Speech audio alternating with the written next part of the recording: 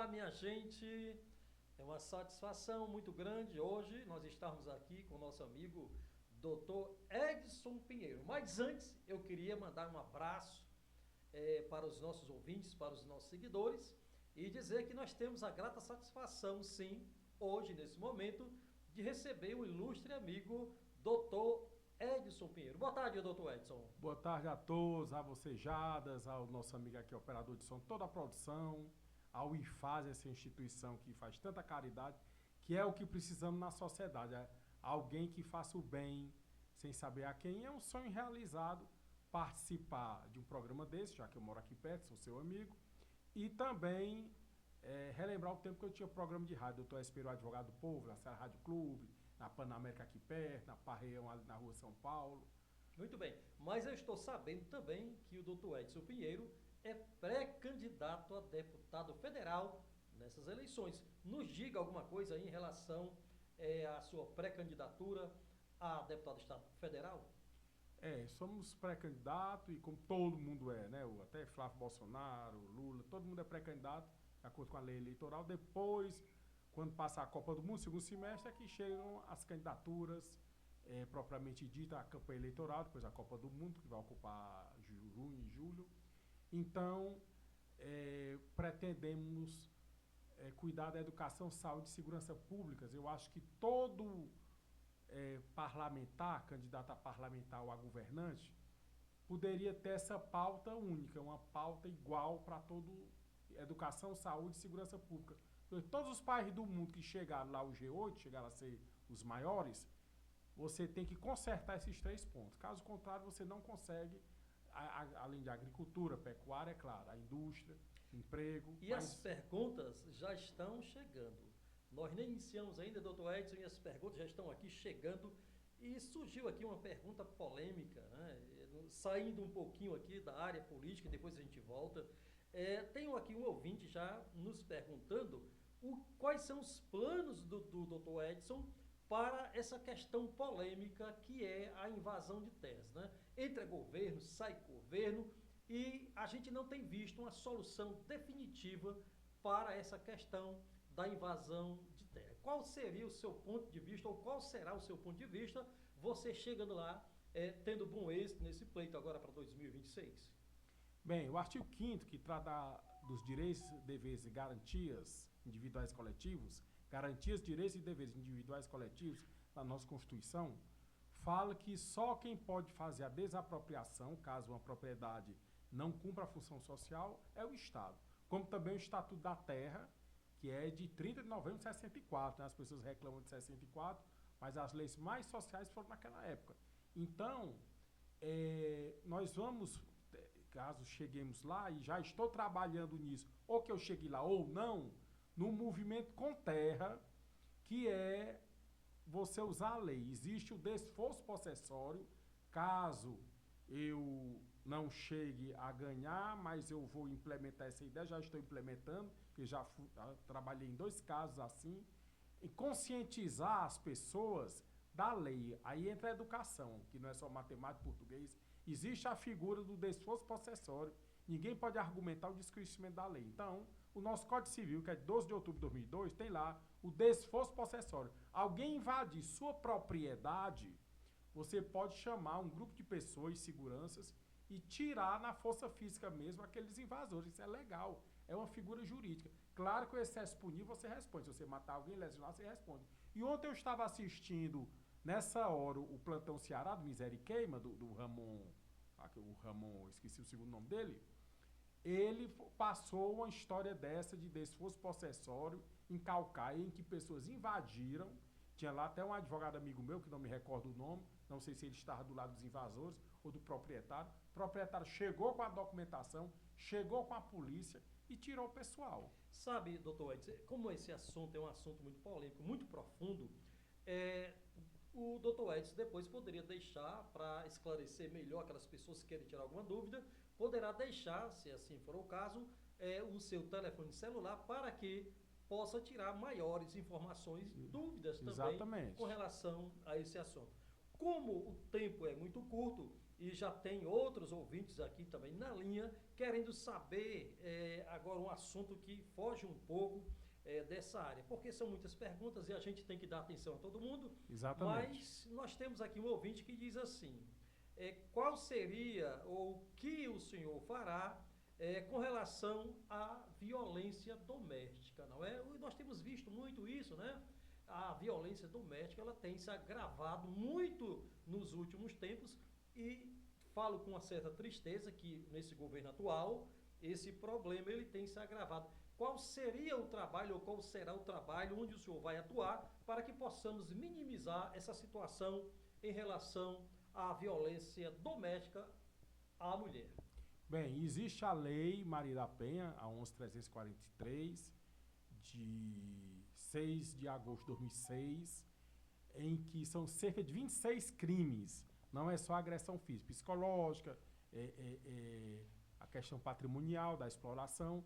Então, eu sou muito pela educação, já que eu fui professor vários tempos, né, de escola particular, temporário, sou graduado em filosofia também, além do direito. A questão da educação. A educação não é só matemática, português, é a conscientização. É o homem saber tratar bem a mulher, é você saber votar no candidato certo, é você saber se conduzir, cumprir as leis do trânsito, não só o motorista, mas o pedestre também. Então é necessário uma conscientização.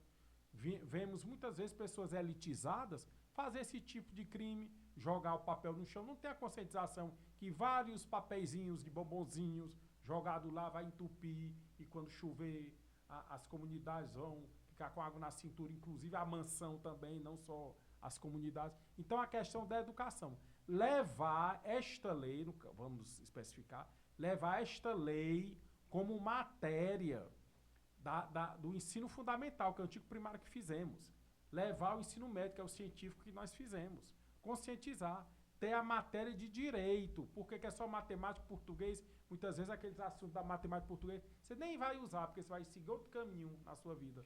Tenho aqui um outro ouvinte, uma ouvinte, ela falando aqui também outro assunto que tem sido um grande problema para aqueles que realmente descumprem a lei, que é o caso da pensão alimentícia, né? O camarada tem 2, 3 filhos com uma determinada pessoa e ele simplesmente deixa aquela mulher, e aquela mulher com certeza ela irá sofrer, porque uma criança depende de uma atenção toda especial, o problema da alimentação, da educação.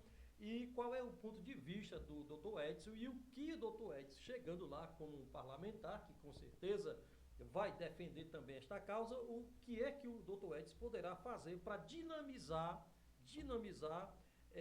essas leis, essa atenção que é necessário ser dada a essas mulheres que muitas vezes ficam aí sem nenhum amparo. O parlamentar ele tem que cumprir a lei, todo mundo tem que cumprir a lei. Então, nós lá, existe o binômio necessidade e possibilidade. Necessidade de quem for pedir, requerer a pensão alimentícia, e possibilidade para quem for pagar essa pensão alimentícia. Eu não posso pedir uma pensão exorbitante a uma pessoa que não tem condição financeira, porque homens e mulheres são iguais perante a lei. Então, o homem também, ficando com filhos incapazes, porque se ele disser só menor, mas aí se eu tiver um filho de 30 anos, 40 anos, doente mental, ele é incapaz igual uma criança de 12, 13 anos que tem a saúde. E ele vai ter assistência, vai ter. Vai ser obrigado a ter esse apoio dos pais? Sim, sim. Do pai e da mãe também? E sim, a guarda, a mantença e a educação dos filhos. Isso aí não tem nada a ver com o divórcio dos pais, que quebra o vínculo matrimonial e a sociedade conjugal, ou seja, o vínculo matrimonial, aqueles direitos e deveres de fidelidade, relação sexual e de sociedade conjugal, mas os filhos não têm nada a ver com isso, né? Desde que sejam incapazes, tanto que se a mulher fizer mau uso, aquele dinheiro, que a sociedade é machista, geralmente é a mulher que pede ao homem, mas homens e mulheres são iguais perante a lei. Então, no caso da mulher usar esse dinheiro só para si, isso é errado. Aquilo é para a mantença do incapaz. Tanto que se o pai, por exemplo, já trabalhando no caso desse, provou que ela não estava cuidando bem, estava cuidando de si. Namorando no forró, nos pagodes, comprando carro. E o filho é até assistido materialmente, mas sim a devida atenção. Não é só o lado material, a atenção, a criação. Então o pai provou isso através de testemunhas e fotos, ela no forró, no pagode, lá ao juiz. O juiz suspendeu a guarda foi para o pai e automaticamente a pensão é cessada, porque se eu estou com o incapaz, o meu incapaz, que é um filho menor, capaz não quer dizer que seja doente mental, não. É o menor de 18 anos, é um tipo de incapaz, tem vários tipos. Então, eu não preciso a pensão, não vou pagar a pensão a mim mesmo, se eu estou cuidando, habitando sob o mesmo teto, morando e gastando dinheiro. Então, a guarda vai, primeiro é a guarda, depois a pensão. A guarda volta para o pai e encerra-se a pensão alimentícia, porque foi provado que aquela mulher está usando a pensão para ela, não é para ela. Ela gere porque é o incapaz. Ou um doente mental com 30, 40 anos, ou um menor de 18 anos, que é a nossa maioridade civil penal. Ou um surdo-mudo que não pode se expressar. São 6 tipos de incapazes. 3 totais e 3 semitotais. Quer dizer, então, que o incapaz, mesmo ele já tendo uma idade acima de 21 anos de idade, sim, ele tem a obrigação, os pais têm a obrigação de manter, de sustentar, de cuidar, sim, desse incapaz, independente da sua idade. Da sua idade, porque ele é um incapaz igual o menor, né? Então, o pessoal diz de menor, de maior. Para começar, o dia é errado, né? Fui professor de português. É o menor e o maior. Mas a palavra mais certa é o incapaz, que envolve não só o menor de 18 anos. Esse 21 era quando a gente era pequeno, era no Código Antigo de 45. 18, maioridade penal, 21 civil. Agora é tudo 18, com o advento da Constituição de 88, né? E as perguntas continuam aqui. Parece que tem muita gente do outro lado da linha também querendo ser deputado estadual ou federal. E fugindo aqui um pouquinho, eu acredito que deu para entender a sua explicação com relação à pensão, ao cuidado do pai e da mãe, com relação aos filhos incapazes, não é? Incapazes, como o doutor Edson acabou de falar, não é incapazes mentalmente. É incapaz, pode ser também, claro. Mas incapaz pela pequena idade e incapaz, mesmo tendo já uma idade avançada, ele, por ser incapaz, os pais têm a obrigação de cuidar e cuidar muito bem desse filho. Mas aí já apareceu aqui mais uma pergunta, muita gente aqui perguntando alguma coisa, querendo um esclarecimento.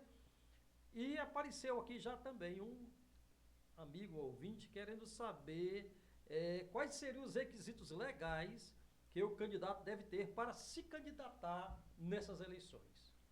Até agora, e acredito que não vai mudar, 18 anos ou mais, que é a maioridade civil penal do país, está pleno nas obrigações militares, no caso do homem, porque agora tem o serviço militar para a mulher, mas não é obrigatório, é facultado, é obrigatório para o homem, né? Talvez um dia se torne até obrigatório para a mulher, porque homens e mulheres são iguais perante a lei, não pode haver diferença. Claro. Então, está em pleno gozo de suas atividades eleitorais, né?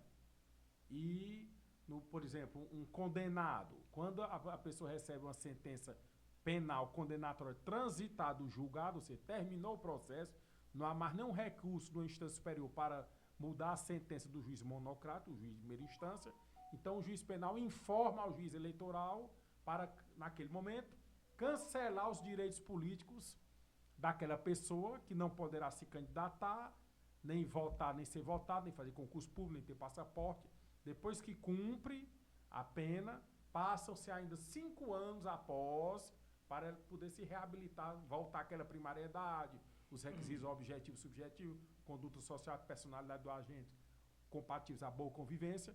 Então, isso aí são os requisitos, praticamente isso. 18 anos ou mais, no caso dos homens, obrigações militares intactas, as obrigações eleitorais também, né?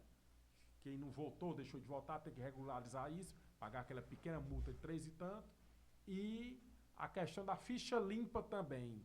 Influencia bastante. Sim, claro, a ficha limpa, que é uma lei, né? Veja bem, doutor Edson, as perguntas elas são diversificadas. Nós temos visto ultimamente, e já apareceu mais uma pergunta interessante aqui, qual seria ou qual é a implicação dessa guerra que está havendo aí entre o Irã e Israel, né? Onde os Estados Unidos está lá também, porque está ao lado de Israel.